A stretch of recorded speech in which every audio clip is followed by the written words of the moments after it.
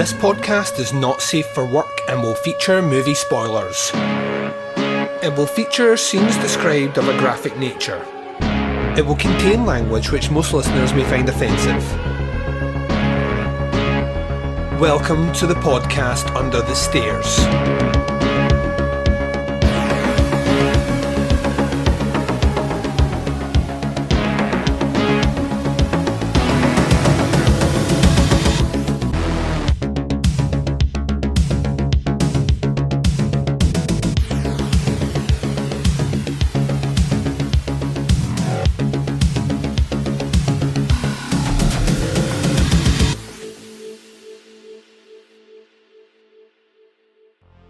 Hi everyone and welcome to the podcast Under the Stairs. This is Bazzy's Backdoor Cinema episode number 11.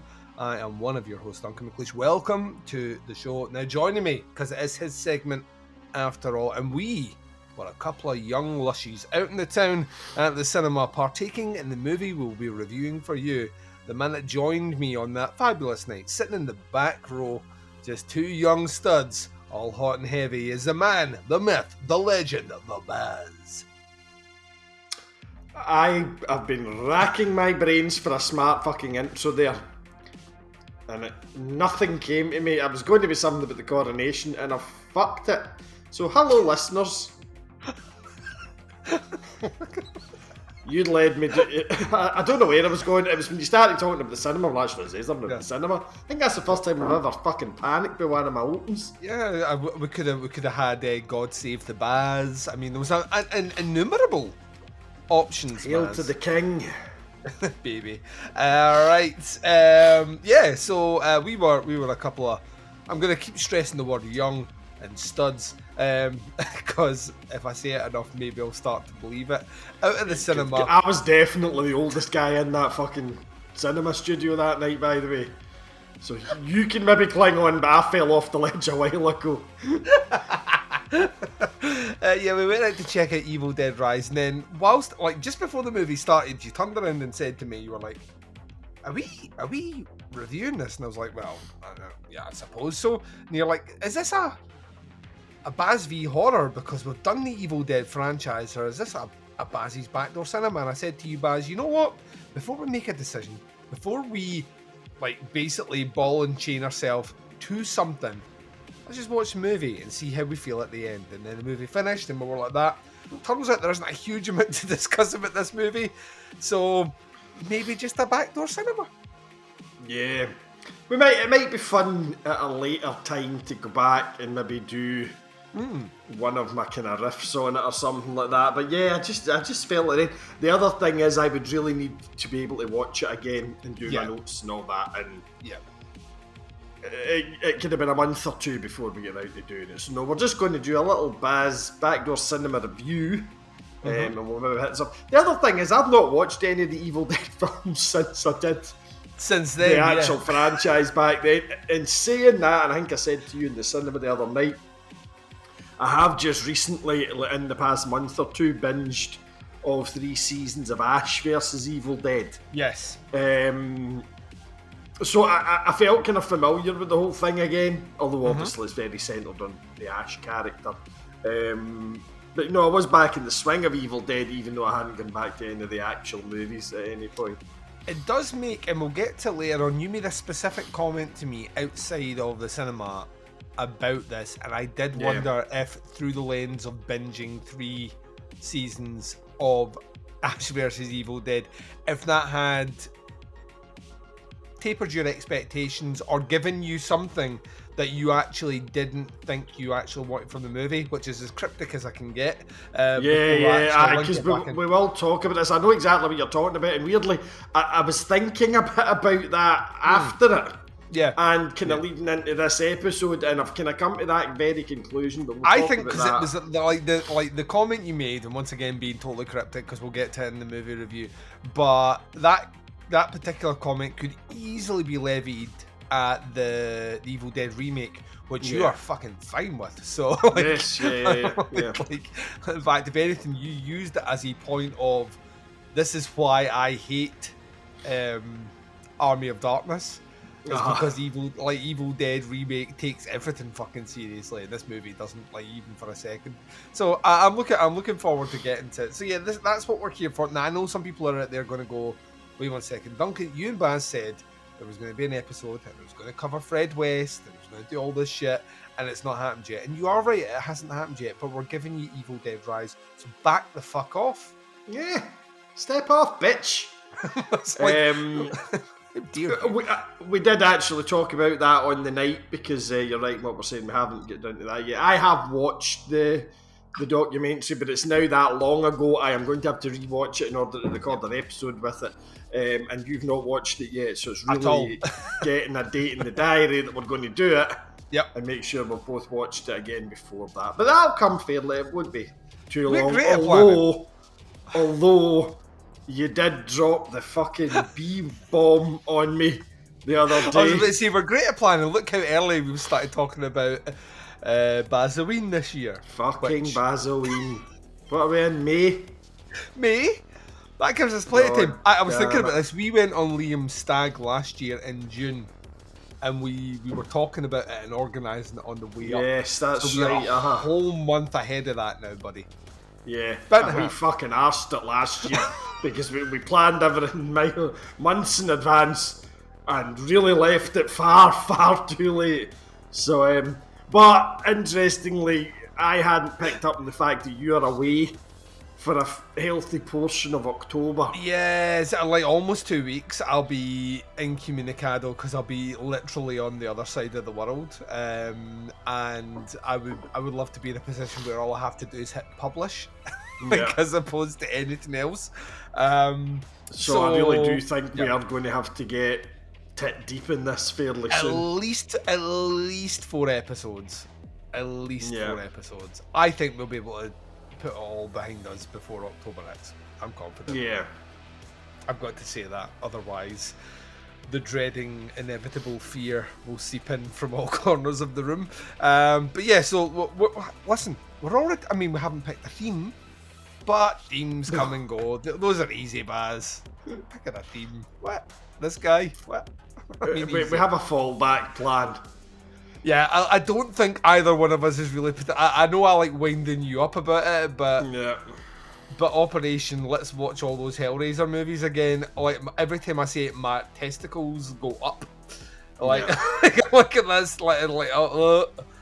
After the discussion, when we kind of said, well, we could do Hellraiser, I went and looked, because I have, like, I've got a 3-disc DVD box set of the first 3 movies. And I'm like that. When I was looking at it, so there is no big box set of them all. They're not on... Not all of them are on streaming sites. Some of them all are. over the place. Yeah. I was looking up, I was like, can you rent these? I'm not buying them. I'm fucking not buying them.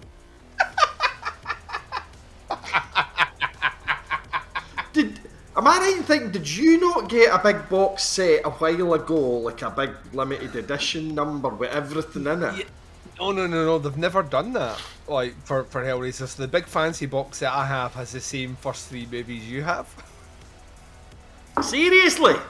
Yeah, it's Fuck's right here. Sake. It's right here. So it sells for a fucking fortune now. Yeah, but, so that's only the first 3 movies? 1, 2, 3, yeah. God, so it is. I remember you getting that. I don't know why, I just assumed that was everything. I think apart from maybe that new one that came out just recently. No. So it's the first 3 movies. It went through various different rights issues, and as a result of that, I don't think you'll likely ever see a box set that contains them all.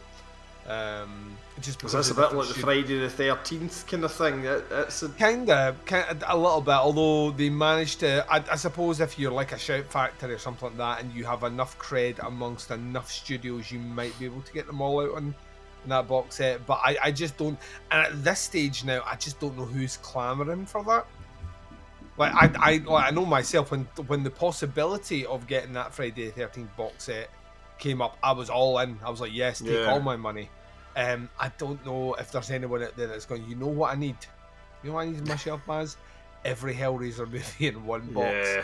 Yeah. I just don't think that's, and as a result, I don't think it'll ever happen. And to be honest with you, fine with that. I don't care. I don't want them all. So yeah, that's our fallback. I am fairly sure with these fucking young nubile minds in the room here, we'll be able to come up with a theme that will titillate everyone for the month of October. So that's how confident I am. And if anybody has any fucking ideas, actually no, anybody has any ideas, keep it to your fucking self, because you know the August Underground series has 3 movies, anymore. Baz. I know, and they are fucking impossible to get. I want to sell that thing so bad. Why do you still have it? Because that's my completest OCD thing. Then I wouldn't have all the movies from my first year. Because I remember I had all of them. Let me put it this way. Like, see if someone came up with a pair of spiked boots and stood on your nutsack and then offered you the boot that did it, would you take it? Well, it would depend. The pause said everything. There was like if it was a nice pair of Red Wings or something like that, then maybe. Nice wee pair of Japanese engineer boots or something like that, then very possibly. Have you, so you were mentioning you obviously binged Ash vs. Evil Dead recently. Anything else that's been on your radar? Anything else that's been tickling your fancy? I know the last time we recorded you were on the Yellow Jackets train. We're working your way through that. Still watching that? I am, because I'd rather annoyingly, I had assumed that the whole second season had come on Paramount, and it has, and it's come out a fucking week at a time, which has kind of killed my viewing pleasure of it a little bit. Yeah, I hate that. What else have I been watching? I started that as 1899 on Netflix. Oh yeah, the one that was done. It's the German production, isn't it?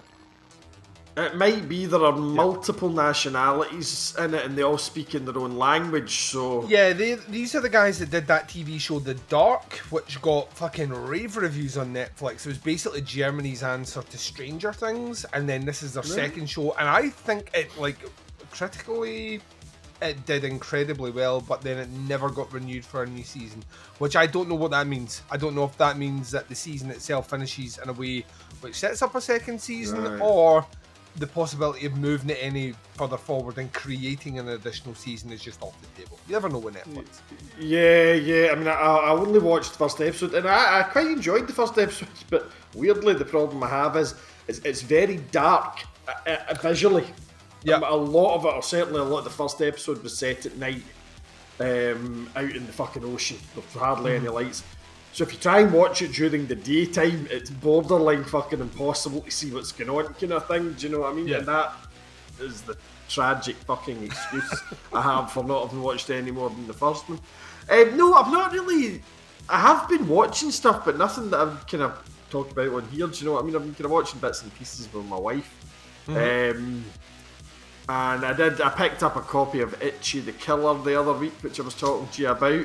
But tell the listeners out there why you picked up a copy of Itchy the Killer. It's not because you were like that. You know what? I'm going to start watching all these Mickey movies. I'm just going to get on it. Why did you buy it, Baz? Basically because I have a bitchin' t-shirt of it that I wear quite a lot, and I am fucking terrified that somebody talks to me about it, and I'm like, no, I don't know. Who's your favourite in it?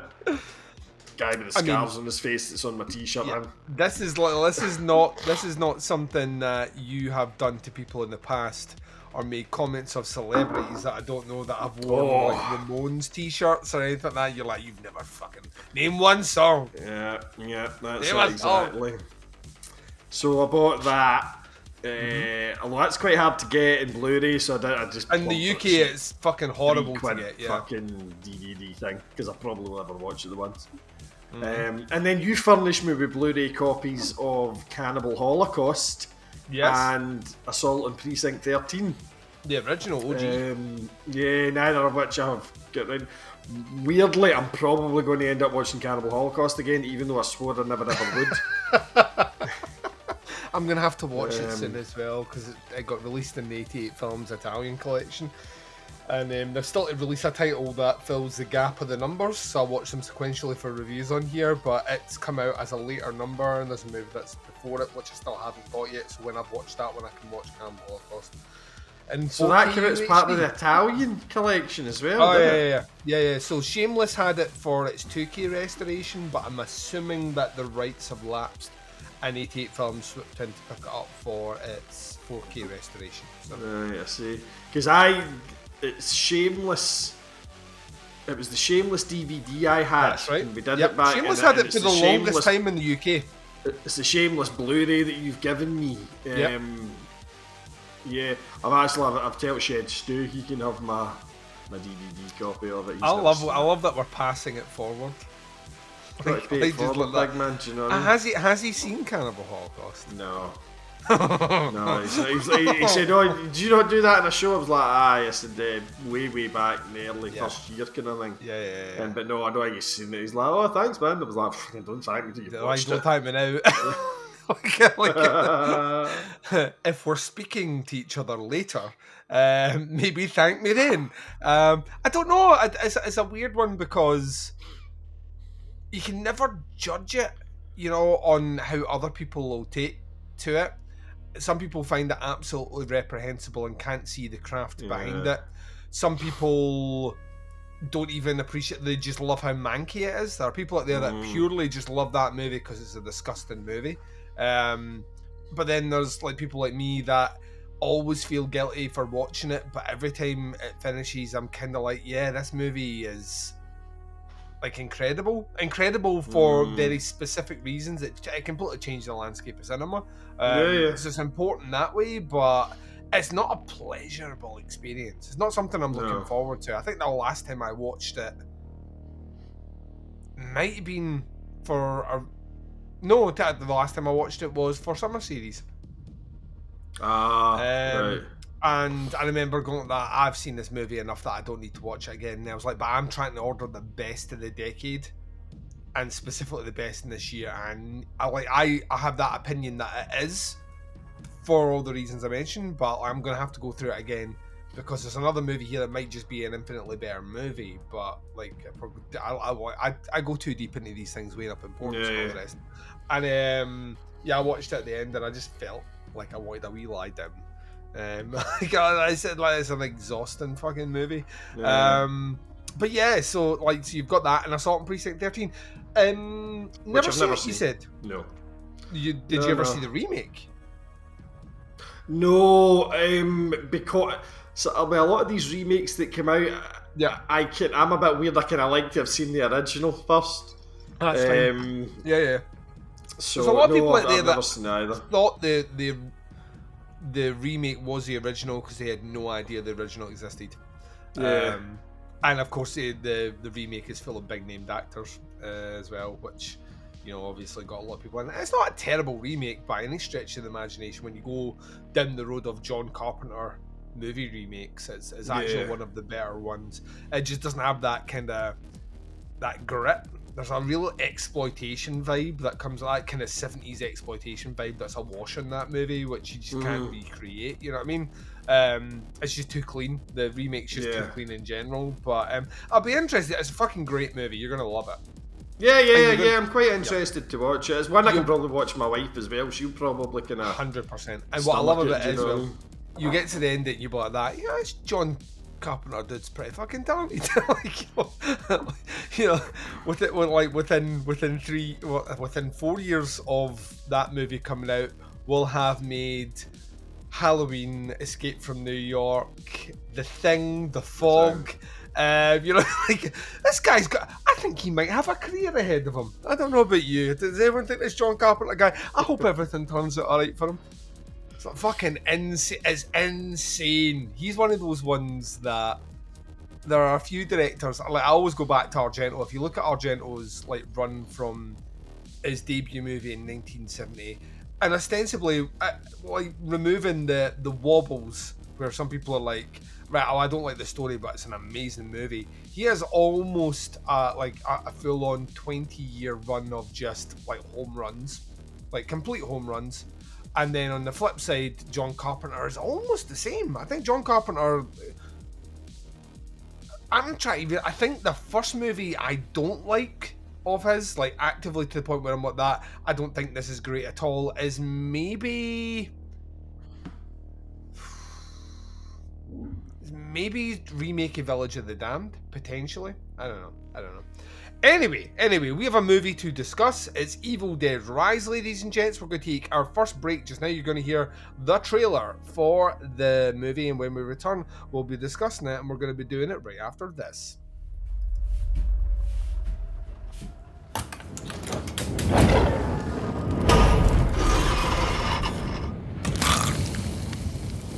What's up, sis? I had the most beautiful dream. It was the perfect day. And all I could think about was how much I wanted to cut you all open and then climb inside your bodies.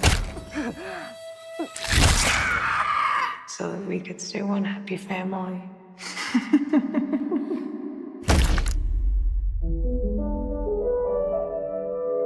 When I was just a little girl,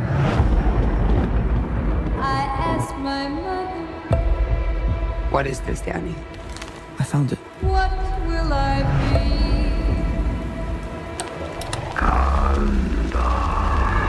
Will I be pretty? Will I be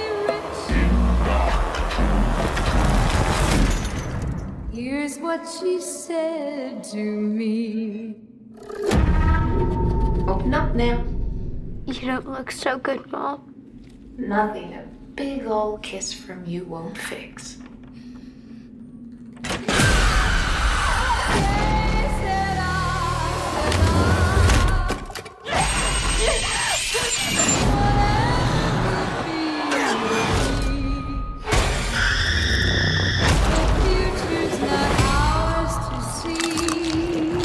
I'm getting us out of here. I promise. You'd be a good mom someday, Honeybah. Oh, yeah? Yeah, you know how to lie to kids.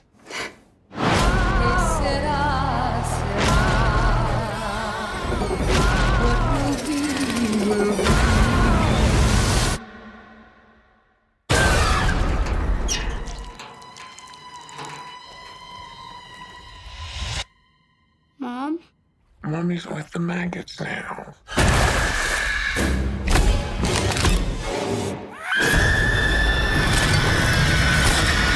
What will be. And welcome back, ladies and gents. So, Evil Dead Rise. You've just heard the trailer. This is written and directed by Lee Cronin. Lee Cronin is probably most famous for directing Hole in the Ground for A24. What was it? Was 2018 that movie came out? That's that. What do they call it? Those. It's not the fairies. The ones, the doppelganger ones. The little folk that change you over. Irish folktale. Ah, yeah. I don't know what they're called, and I do, and it's going to annoy me.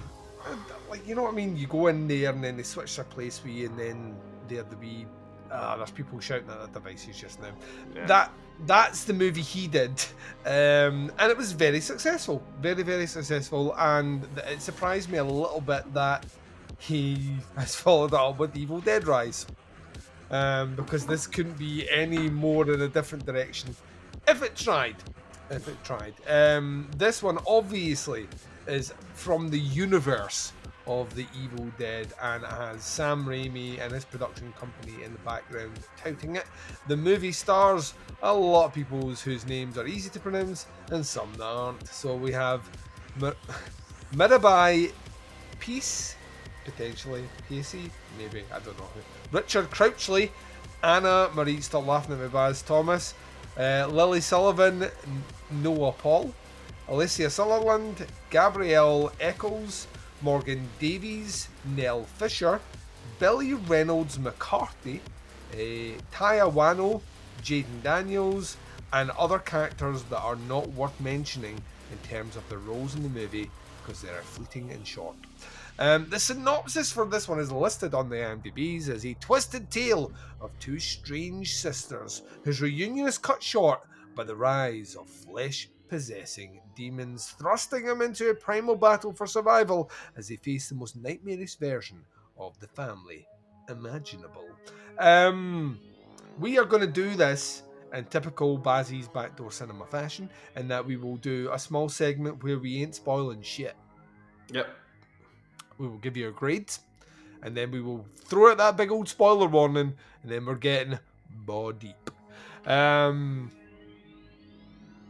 let's start then, Baz. Thoughts, either good, bad, or indifferent, without spoiling things. How did you get on? How was the vibe? How did you get on with Evil Dead Rise? Overall feelings, I enjoyed Evil Dead Rise. It was, I've seen far worse films. It was a fun way to spend, a couple hours on a fucking Tuesday night or whenever it was you and I went to see it, kind of thing. Yep. There are things I liked about it. I thought the visuals were great in it. Mm-hmm. Plenty of practical effects done very well. The visuals of the possessed sister, I thought were absolutely bitching. Mm-hmm. There was some pretty cool. I get nothing fucking. There's nothing earth-shattering about this film.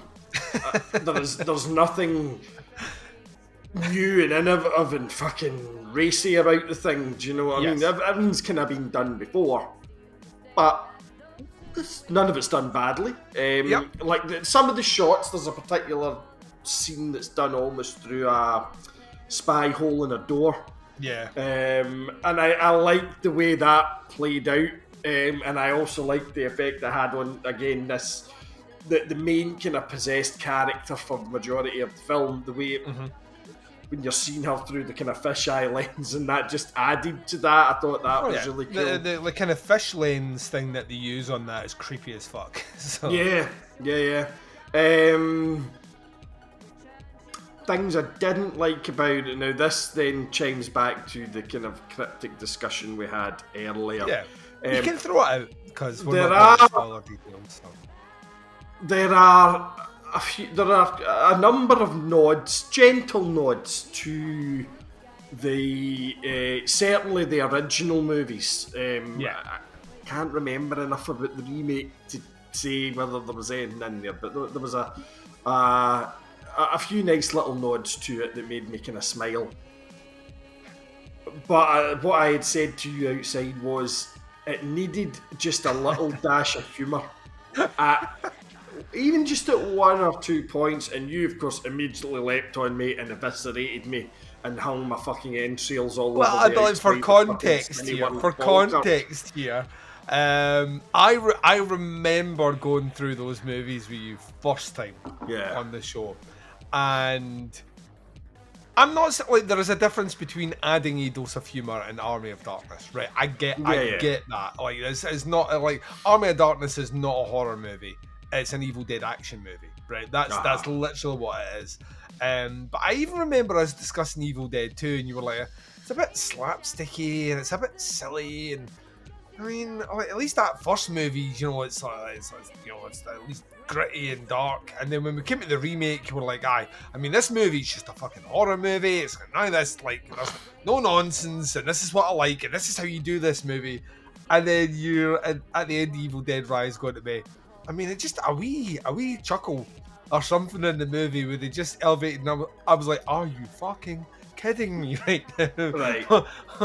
But so to caveat that, right? So that particular comment, I mean, it was more if you're going to nod to Evil Dead, then to me, you need to nod a little humorously at points as well. Yes. Because that, a big part of it.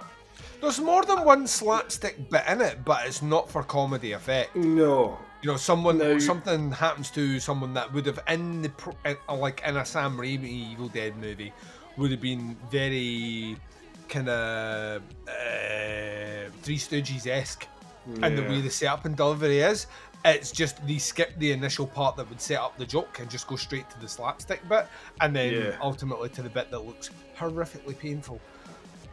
When I go back to the comments I made, way back when we did the original Evil Dead episodes, I think, and I have thought about this over time, I think one of the reasons I was so disappointed in that first one. Yes. Now, and this goes right back to the origins of Baz v Horror. So when I was a young kid and wasn't allowed to watch these films and had this weird kind of idea of what these films were like, I would hear kids at school talk about them, and for some reason, Evil Dead just sounded horrific to me. And it was on the nasties list. It was on the video nasties list. I had held this up as the worst of the worst. I mean, obviously, I only heard a few of them. I didn't hear a fucking SS Death Hooker Camp or whatever they were fucking, SS Death Hooker Camp. Yeah. That's the Nazis. That's the Nazi-ploitation film that you and I are going to make. And I'll be in front of the camera in that one, let me tell you. And I think I had, in my head, I had somehow created Evil Dead to be this ultimate evil, sick, twisted, straight up horror film. So when I actually sat and watched it in my fucking 30s or whatever, I'm like, this is fucking I suppose goofy. there's a part of that as well that by the time we actually sat down to watch it as well, we were in a position of having already seen one or two of the bad video nasties as well. So if you're using it, like we'd seen things like I Spit in Your Grave and Cannibal Holocaust.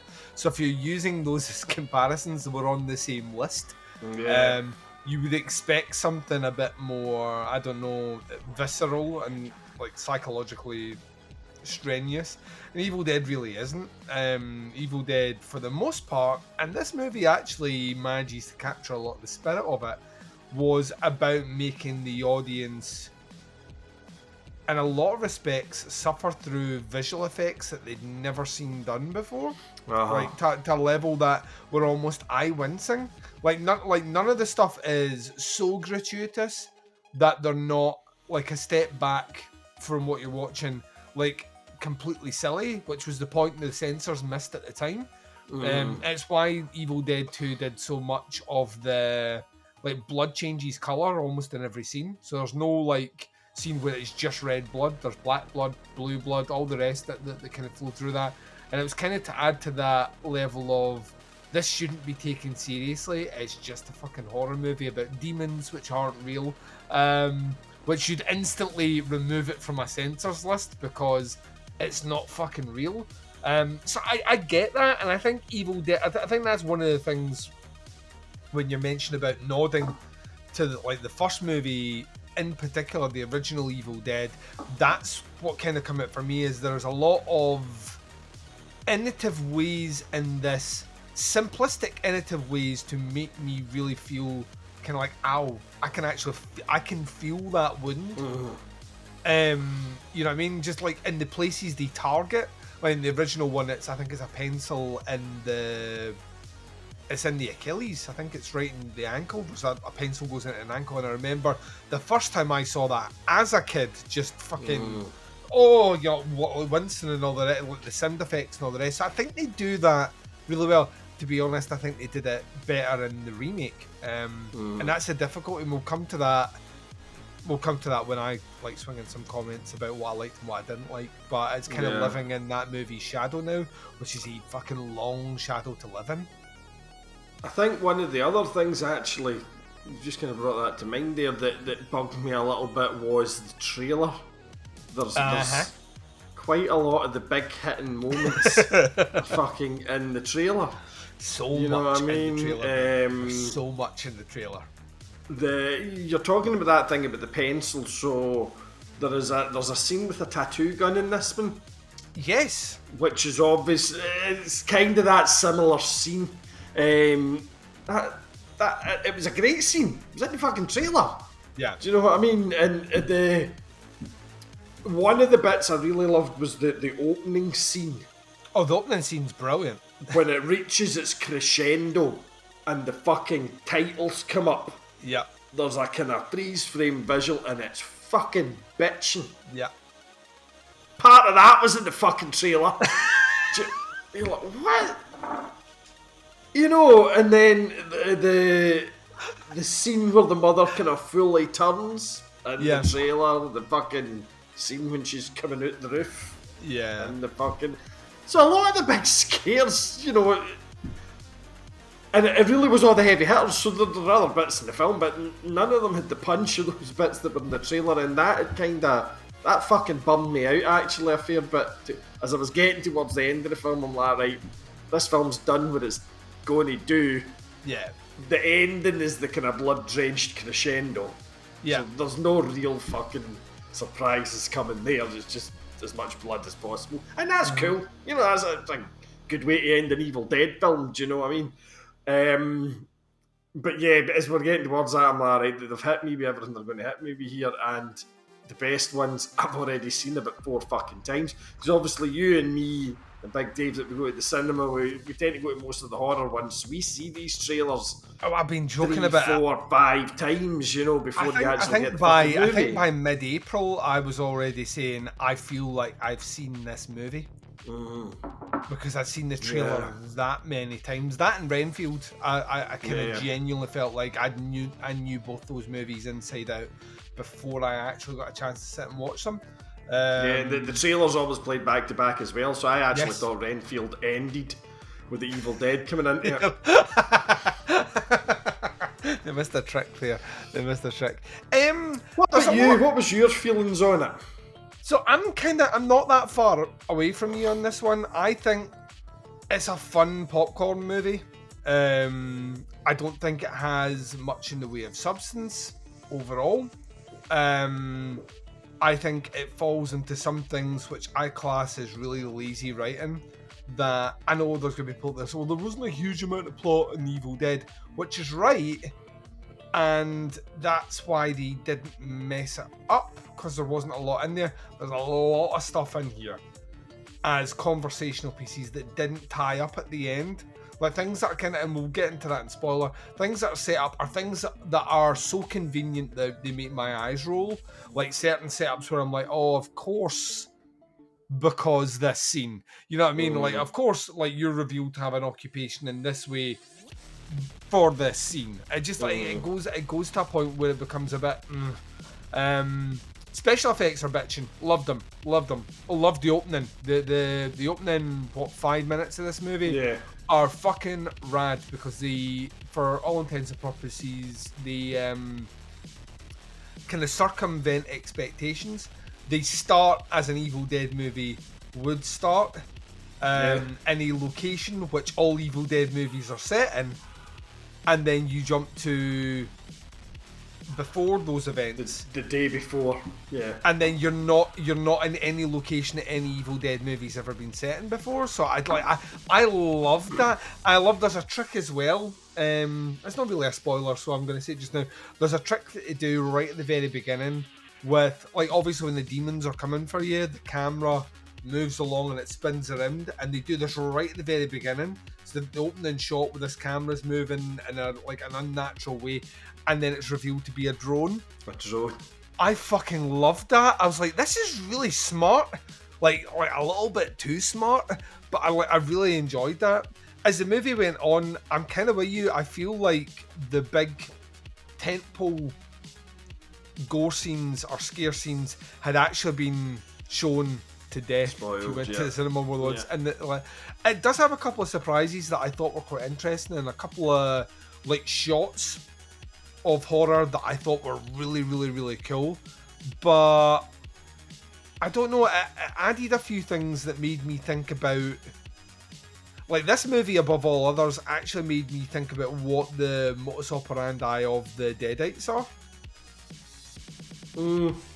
Maybe more than any other movie. Like, right. I've never really openly thought about what it is. Like, they want into the world, I get that. Yeah, but right? What's their end game kind of thing? Yeah, what's the end game on this one? Because in this movie, the end game is set up to be something maybe a little bit grander than what I've seen before. Like, even the way this movie ends is not in a way where I would have thought previous. We'll get into it, but there's like the more I thought about this post watching the movie, I was like, well, that make any sense, like at all. Why this would happen at this point, that makes zero sense. So there's a bit of that. It's fucking blissfully short. It's about an hour and a half long. I thought the pacing was great. I didn't think there was any bits that lagged. I loved the performances. You've already mentioned it. The kind of lead deadite in this one. I'm trying to look up her name. Who's played by Anna Marie? No, it's played by Alicia Sutherland, who plays the mother of the kids, the sister essentially. She's fucking amazing in this one. Yeah. And the makeup that they put on her, yes, adds a bit to that, but a lot of that's performance. A lot of that is her with some makeup on her, like holding her eyes open in an unnatural way, or bending her face, contorting it in a particular way. It reminded me a lot of Jennifer Gardner, who is in that movie Exorcism of Emily Rose. And like there are all those like trivia things of that, basically saying no, all that stuff that she's doing with her body, she did. Yeah. And that's what's fucking terrifying about it. Or when you watch the original Ringu, and you see like Samara crawl through the TV, and the unnatural way she's moving, that like they went out and got a gymnast to do that, because like, let's just do it practical, because it makes it look uncomfortable if it's practical. So I thought that was done like incredibly well. In fact, maybe one of my favourite, because unlike other Evil Dead movies, and once again not want to chart the spoiler territory, this is the first time we've really had a kind of lead deadite for the majority of the movie. Yeah. And I thought they did that really smart in the movie. It worked for me in a way that generally those sorts of things wouldn't. So I enjoyed that aspect as well. Negatives, like we've already mentioned it, I think there's just a little bit too much convenience in the script, if I'm honest. And I felt like I'd seen a huge portion of this movie before I even sat my ass cheeks down on a chair. So yeah, I want to talk spoilers, because like I say, I want to back up some of what I've said. Is there anything else before we move into spoiler territory that you want to get off your chest before we grade this motherfucker?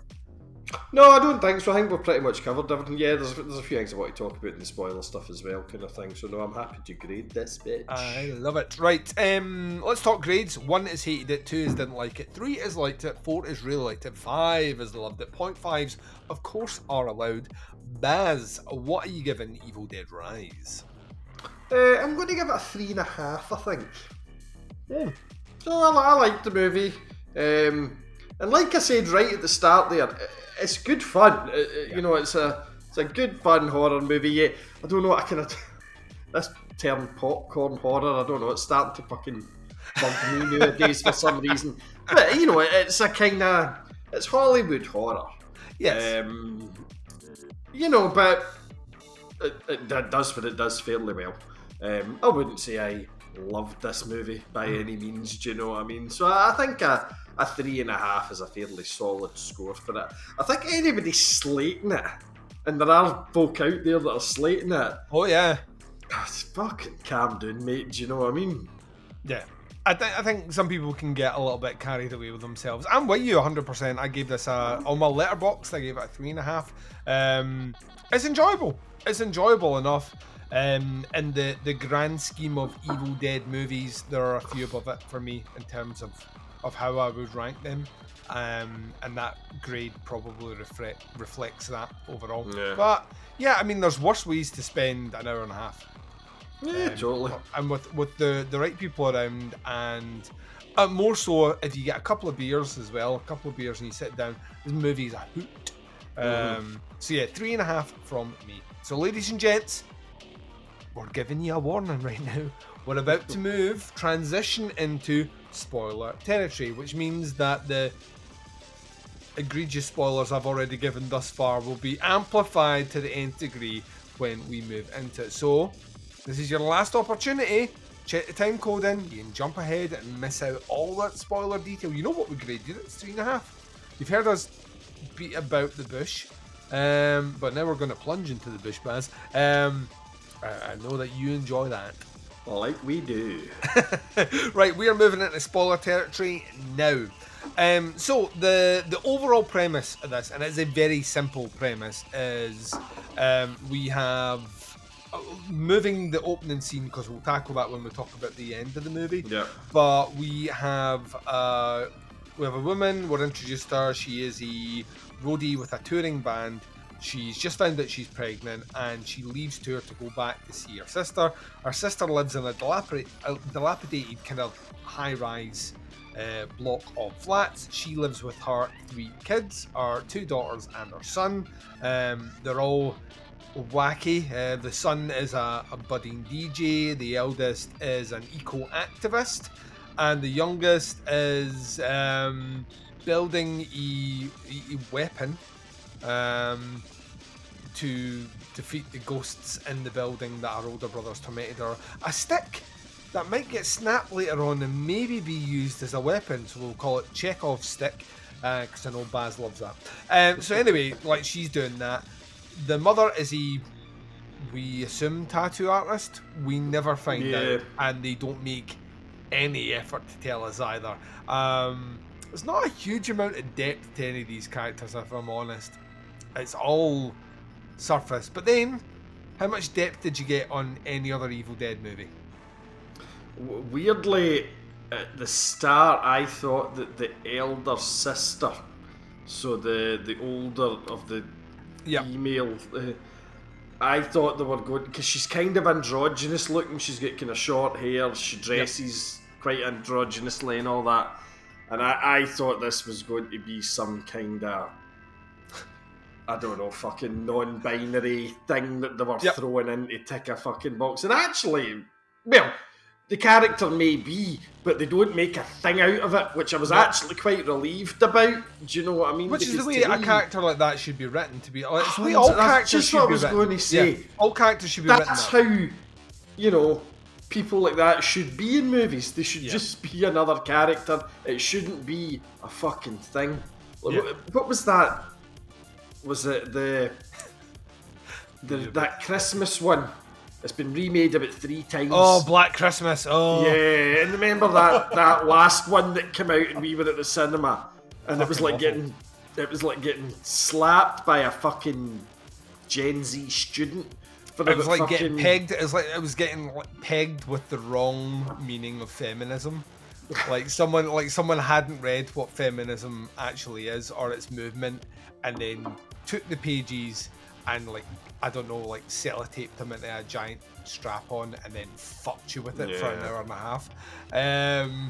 That movie hates men. Like, it really, I've said it before. It hates men with a fiery passion that I don't think even people that hate men have.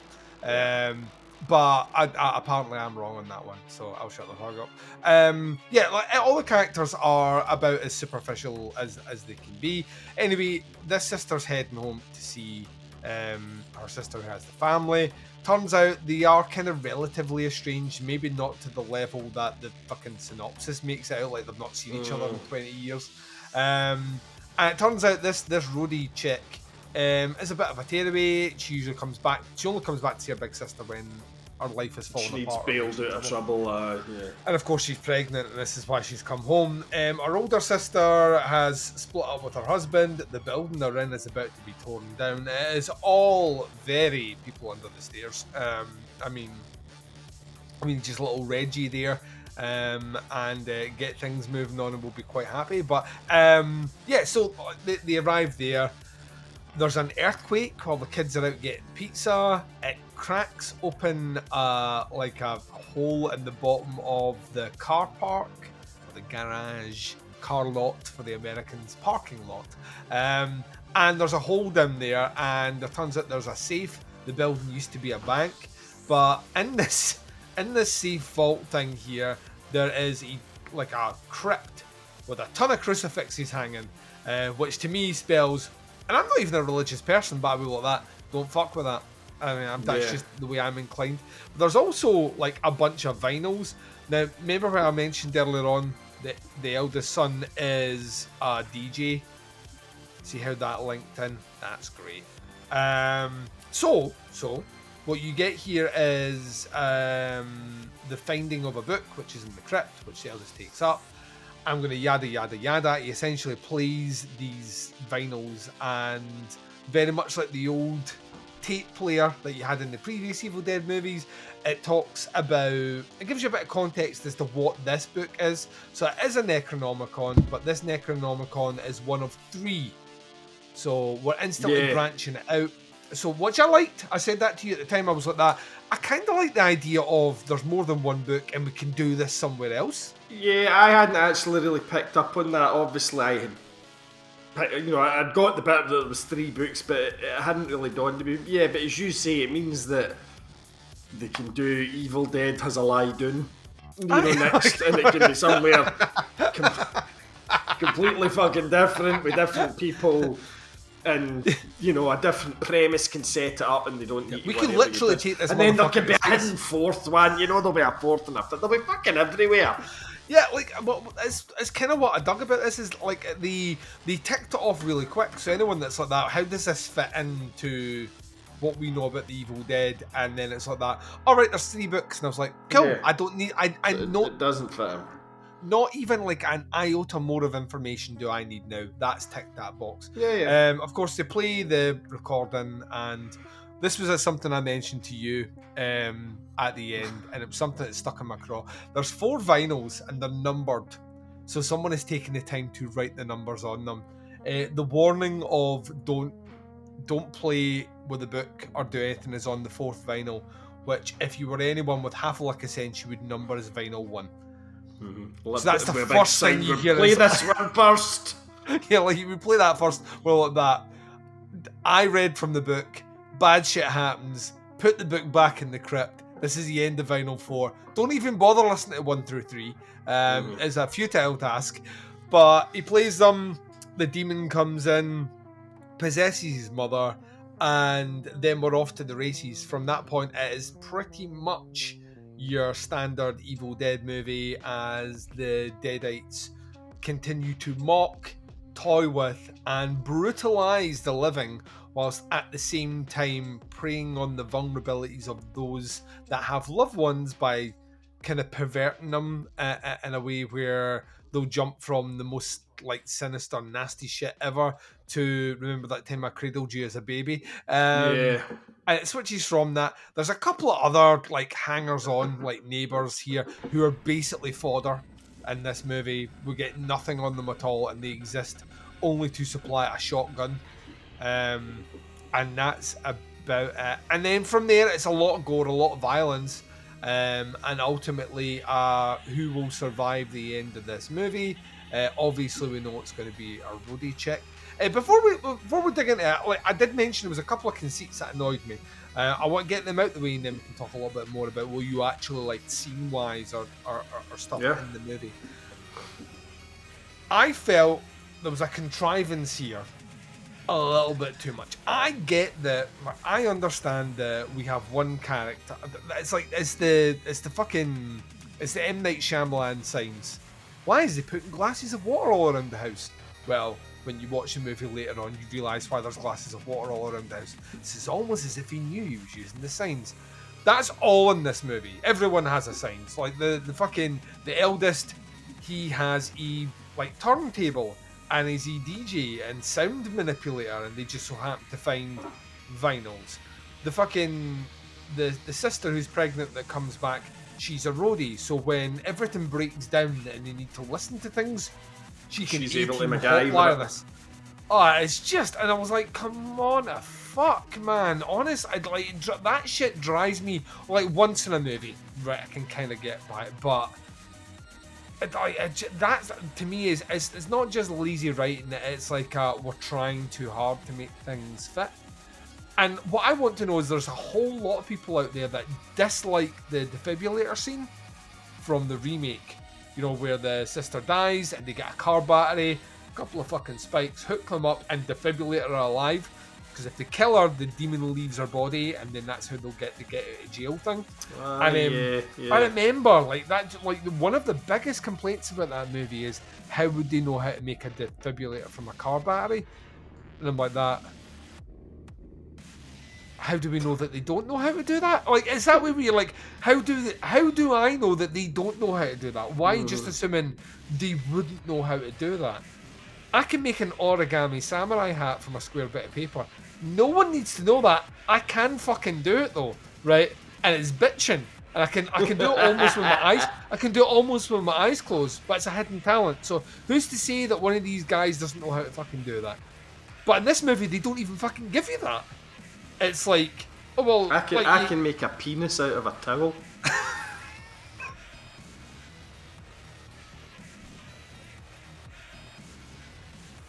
Is this going out on video? Baz, this is going out on video. You need to know Right. so it's making like. Keep talking, and I'm going to go and get a towel.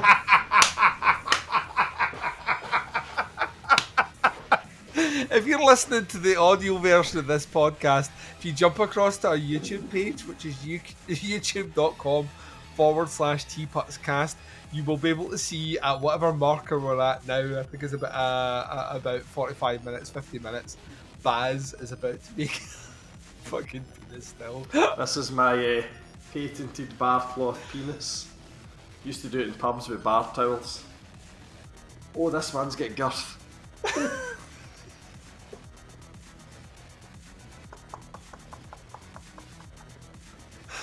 Why am I finding it a bit this now? I don't know how I've not showed you this before. You ready? Yes.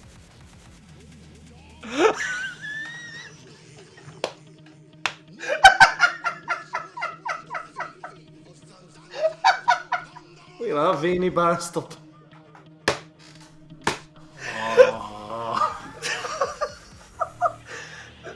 The attention to detail on that is, I genuinely thought you were just I thought you were just gonna roll it up and be like, oh, it's a bobby. No. I don't know.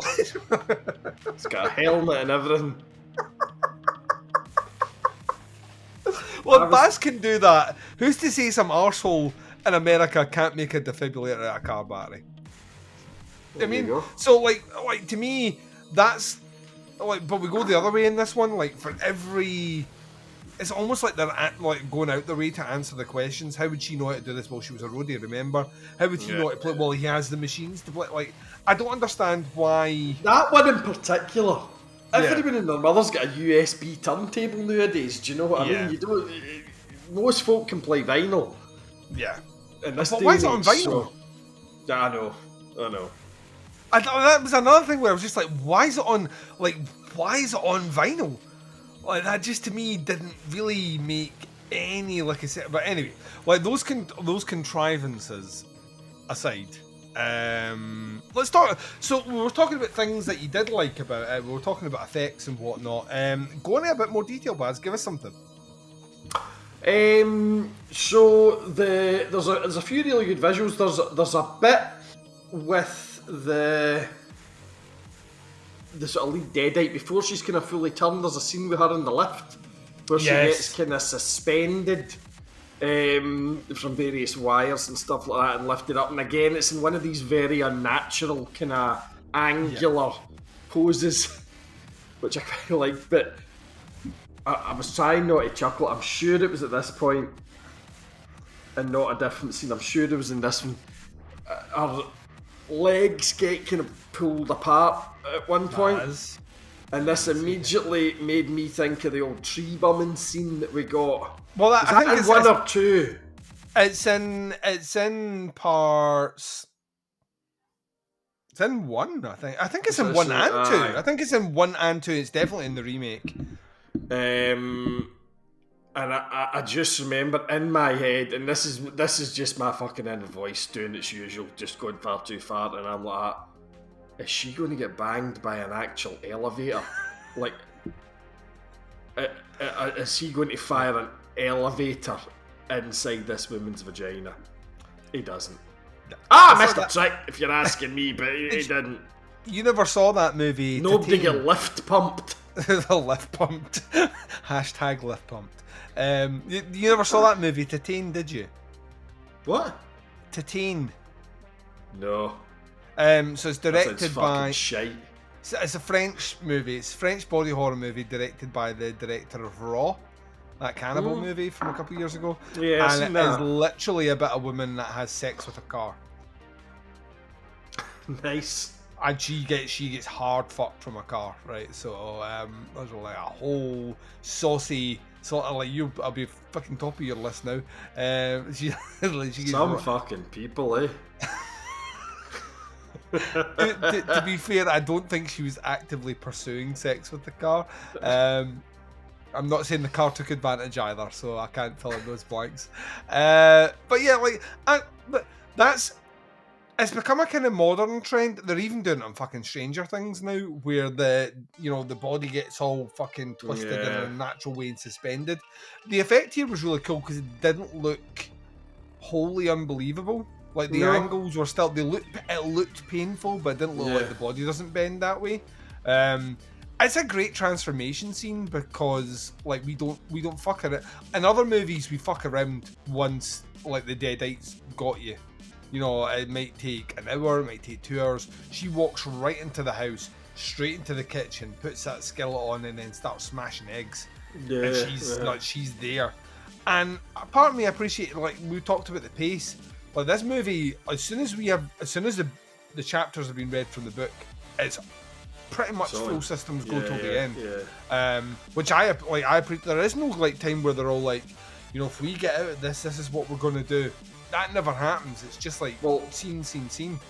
Interestingly, like you say, it's you know the passages get read. Right, here we go, and it's at that point that we meet 2 or 3 of these other characters, like various neighbours who we've been you told me about this, yeah. You know, so I was, I remember thinking prior to that,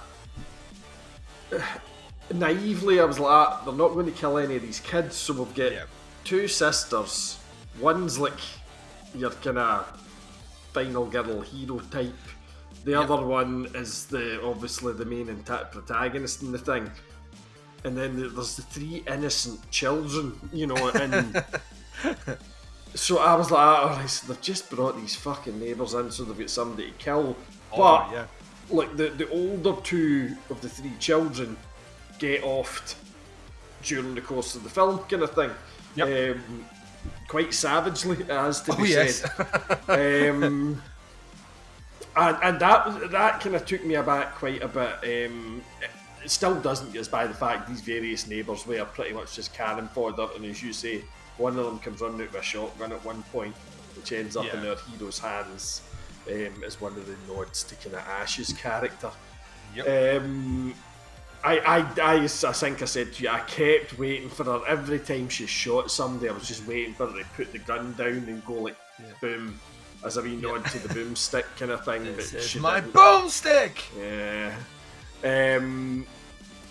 The other scene, I mentioned it briefly earlier, the scene through the peephole in the door I thought was great, because at one point they've managed to get the evil sister outside the apartment and they've locked her out, and she's watching through the peephole kind of thing, and like sees one of the neighbours run by, and then the sister turns and she's all, you know, and it was quite effective, and then a lot of it was off screen. You didn't really see, you saw the aftermath later on, but like we all know that works really well in horror films because it lets your mind start to play with what's happening out there.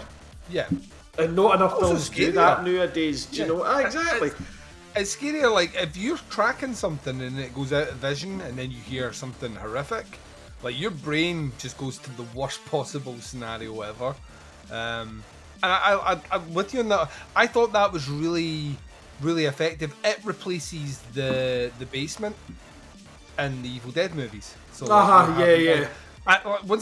they smartly replace certain things with, I thought, very clever choices in it as following the template and nods back. In fact, there's even one step further. There's a bit where she says something and the characters, like when all the Deadites are in the corridor and they're walking after her, and the kid that's died, the DJ son that's died, his eyes are all white, and then he starts doing the laugh, which is like it's almost identical to the same laugh that happens in Evil Dead 2 with the freaking antler head behind me where it starts like laughing and moving and all the rest. And there's that kind of mocking quality about it that I was like, so I think they hit a lot of those sweet spots, but they put their own interpretation on them, which I liked because they're familiar but they're not the same. And that to me is kind of what you want with a movie like this. I don't really want to see the same movie again. I want to see something different, but at the same time I don't want to see something so different that it doesn't feel like an Evil Dead movie. So I think they handled that really well. There's a scene, talking about scenes that were really effective for me, when the eldest daughter is killed and they wrap her in plastic, and then later on she is basically walking in the background as like a body bag, is fucking like very jarring. That like because there's that kind of movement, an unnatural movement of something that you know is dead and wrapped up without arm movement or anything. It's just this fucking like body just moving. I really like that. The deaths of the kids are surprisingly savage in this movie. Yeah, like painful savage, and I like that. Like the director swung for the fences on this one. The studio backed him to do it, and it worked. It, like to me, that kind of really, it worked better than it probably should have. And the kind of last thing I want to talk about, and like stuff that I really liked, and we mentioned it before about the drone scene at the beginning and how it all links in. The opening 5 minutes really is designed smartly in a way to make you almost rest in your laurels. The problem with it is, if you've seen the trailers, you know the movie's not set in the woods. But I like that kind of, oh right, so something's happened here, it's all fucked, we're in the woods, here's our cabin. You know, it's like very stylized, very Evil Dead. And then, you know, like you said before, when our Deadite character rises from the water, and you get, like in all Evil Dead movies, you get that Evil Dead like logo thing appears, but this one like comes up the horizon and sticks at the back, and it's just this the music, the crescendo, it's just this great fucking visual, like incredible visual. There's I loved it. Christ-like bit going on as well with the Deadite coming out the water. It was absolutely bitching, and as you say, you get that big punch of the kind of the chords on the organ type thing that you get. It's so good, Dead, man. You know? It's so good. I loved it. And I think my only problem with it, and it's minor, you know, I did love that, but obviously it sets up the ending of the film.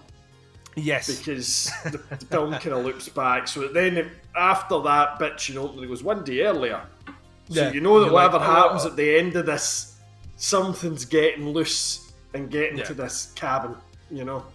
Well, here's the thing that throws up like a couple of issues for me, right? In terms of, and this is always going to happen, that the more movies you make and the more you spread things out. I don't know how well it's set out in the remakes lore, but in the Evil Dead lore, the Deadites aren't supposed to be able to do anything during daylight, which kind of nulls out almost entirely that scene in the forest. Like, I don't actually remember that. That shows you how much attention I pay for these films. They're not supposed to like basically, if you can survive through. That's why they keep saying Dead by Dawn, because they have to kill you before dawn. Ah, right, okay. They kind of play a little bit footloose and fancy. I'm sure there's somewhere out there that'll be like that. Well, it's actually dusk in this scene in the woods, so that's fine. But it did kind of throw me a little bit there. Also, like I said before, this is the first movie where I was actively, by the end of it, going, well, what did the Deadites actually want? What were they after here, yeah. Because if you defeat them, I suppose, once again, this kind of makes sense to an extent, but it just kind of threw me. If you defeat them, then that's them. They're supposed to be away, and then the daylight comes, and at the end of this movie, she's destroyed the Deadites that are being hosted by the kind of humans, and then the neighbour comes out, and it's daylight, and then she gets possessed. But she gets possessed, and she isn't instantly possessed like everyone else in this movie. Apparently, it doesn't happen till after she gets to the cabin and goes for a lie down. Yeah, because she still manages to get to the cabin. So it's that sort of thing where like small continuity things in the storytelling, which I like the fact they expedite it in the movie, but then they don't expedite it later on, which kind of throws things up. And what I ain't going to go through a fine tooth comb on these things. It's just a couple of things where I felt like, and also like, my understanding is that the Derricks are trying to break into this world, and that's the whole idea. Is like they're trying to get a foothold in here. So when you open the book, the possession, all the rest, they'll start to reign anarchy. It was never really clear that's what they wanted to do in this movie, at all. In fact, like if anything, it was very insular, which in some respects worked because of its setting and the building. But that kind of threw me a little bit. And then, like I mentioned before, like painfully two-dimensional characters who just have the right skill to do the right thing at the right time is a bit, I don't know, to me is a bit, I'll allow a movie to do that once, but when there's about 3 instances of it in the movie, that's where I'm like, everything's just a little bit too convenient, Baz. Just a little bit too convenient. I think for me, my biggest gripe, and I don't know if gripe's really the right term for it, the one kind of bit I wasn't that keen on was towards the end, so leading into the final scenes of the last act.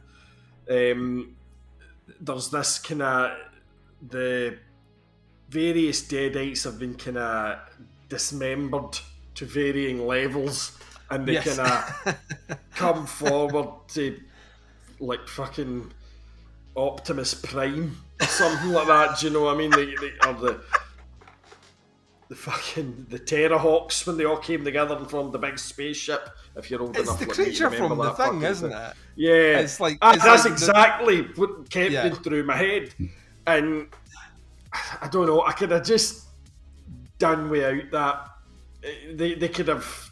They didn't need to do that to me. You know, they could have just gone. It's the least effective villain in this. Yeah. Like every other iteration, whether it's the person that vomits up like black goo or the mother like demon that's possessing them, the one that's the amalgamation of all of them is slow, and surprisingly easy to defeat.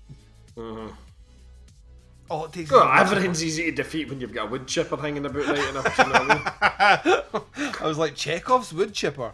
It's just like watching Fargo all over again. I'm with you on that one. I'm with you. But like I said before, and it's kind of my final thoughts on this overall, I thought the runtime definitely helps. I think it does more right than it does wrong. I think it manages to capture the essence of an Evil Dead movie. And it definitely felt like it. Yeah, the spirit of, pun intended, of an Evil Dead movie is kind of captured here as well. My only, I suppose it's the thing we'll touch on again and again. The more franchises do this sort of thing, I don't necessarily think it brings anything new to the table at all. You know what I mean? I didn't feel like at the end of this I was like that. Oh wow. Yeah, the only thing, as you said, was the reference to the 3 books giving, kind of opening their universe up a bit. And we'll probably just get a lot more films of the same. You know what I mean? 100 million at the box office, Baz, is what has been posted today. The movie has cleared that, so it is a financial success. This has more than made its money back. So, but then we spoke about this outside, because we're like, do we think that'll make a new one? The remake was a huge financial success, and it's taken them 10 years to get anything else out. Yeah. Mm-hmm. So I know there was a lot of issues with Sam Raimi, rights and all the rest that flowed up, and they made the TV show in the interim as a way to like Sam and Bruce do their thing, and Fede Alvarez went away and did whatever he's making the new Alien movie, I think, at the moment. But there's it's allowed that, so I would like to think they've given scope here. They've given us an out that we could get different stories. Very similar to Predator, actually. We had that Predator movie last year, Predator Prey, where they set the kind of Native American type one that they did, yeah. Because the conceit there is that they've apparently been visiting the planet Earth for centuries. So we can spin up these movies in any decade we want. kind of the same with Evil Dead, and even more so with Evil Dead. We could set this back further in time, we could set it forward in time, and we now apparently have 3 books to play with. You've got the characters of these priests and all that found the book. You know, you get prequel fodder there. Oh God, yeah, we can have anything we want here. So, like, the possibility of having more is definitely there, and it's something. After seeing this movie, I would totally go and see another Evil Dead movie in the cinema. It's not soured me at all, so I would totally 100%. I wouldn't go expecting an awful lot, do you know what I mean? But you know, and I doubt very much I'll be rushing out on opening night and then rushing back 2 nights later to see it again. Yeah, but I'll probably go with you and sit there for an hour and a half and come out and have a laugh outside the cinema, and you know. Far worse ways to spend a night, mate. Do you know what I mean? 100%. It delivered. It delivered on that. It delivered on the entertainment that I kind of wanted, and a lot of the stuff there. I don't think necessarily. I think because it doesn't necessarily bring anything wholly new to the table, or in the same breath, really push beyond a lot of what we've had before. It doesn't make it. Make it like one of the best in the franchise. Certainly isn't one of the worst, and even, like I've said, in my opinion anyways, even at the worst of the franchise, the movies are always entertaining, and a lot of franchises don't have that. Like, they have movies that are bad and not entertaining, and this one at least has that for sure. That's all I have to say about this, Baz. Is there any parting thoughts on this one before I bring us in to close out this episode? No, I think I peaked with the Bartile penis, mate, so I think, to be honest, out, you know what I mean? I think the entirety of the podcast as a whole, and all its 1,222 episodes, peaked. 10 years led to this moment. How the fuck did I not know you could do that? I don't know. I used to show everybody that. I made one at my work one time for when I was a waiter. One of the waitresses, and I soaked it in water and froze it overnight in one of the industrial freezers, and I whacked that thing out on the table in the morning for breakfast. Tell you right now, that is the sort of thing that would not fly in 2023, Baz. No, it is. Goddamn me too. You know what I mean? I also get the feeling that this is something that's going to have this ability, this specialist skill that you have, is going to cross over to Jaws' Shite and Other Regrettable Outbursts, because I don't know if the guys know you can do that as well. I think so. Right, ladies and gents. So, like I said before, myself and the Baz gave this movie 3.5. We're saying go and check it out. It's fun, it's enjoyable, ain't breaking any new ground, but at the same time, it isn't pissing on your chips either. We're just going to roll into our closing out of the show because it saves me editing, and plus our closeout with Baz on is always pretty quick. So, Baz, for the folks out there that are interested, our next episode might be about Fred West or something else that distracts us in the I would suggest that we need to get the Fred West one out because I'm already cacking myself about Bazoween, so we need to get started on that fairly quickly. So I think Fred West will probably be the next time I'm along here. And I think we've done a good few horror movies now. It'd be nice to dip our toe back into the world of true crime. Also, for those that are interested, we are back more regularly doing our spin-off Jaws is Shite and Other Regrettable Outbursts. Myself, the Baz, and Scott and Liam from Scott and Liam vs. Evil. We did our first episode, which made its way similar to this in video format, and it's available wherever you listen to podcasts, wherever the podcast can be played as video, or on YouTube. youtube.com/regrettablepod will get you there, and our 11th episode is available there, and it's a messy one. It's safe to say. Resplendent with Liam's visuals though, so it looks good. He was fully on form, and Scott bought new equipment and actually has a proper microphone, which is a shiny looking son of a bitch. He is. He's a sexy bastard. So, yes, so go and check that one out as well. You can find us wherever you listen to anything, and if in doubt, teapotscast.com is your saving grace. Baz, would you like to say goodbye to our listeners, please? Certainly will, Duncan. Thanks everybody for checking out the episode. If you have not already done so, go and check out Evil Dead Rise. It's a good time. and I will probably be back along maybe sometime next month at some point, but I'll see you all soon. And from myself, thanks very much for checking out this episode of Bazzy's Backdoor Cinema. Podcast Under the Stairs will be back at some point this week with something else that will tantalise your senses. So until then, wherever you are, whatever the time zone is, and whatever you're up to in this big bad world of ours, please take care of yourselves out there. This is Duncan Cleese broadcasting live from Under the Stairs, and I am signing off.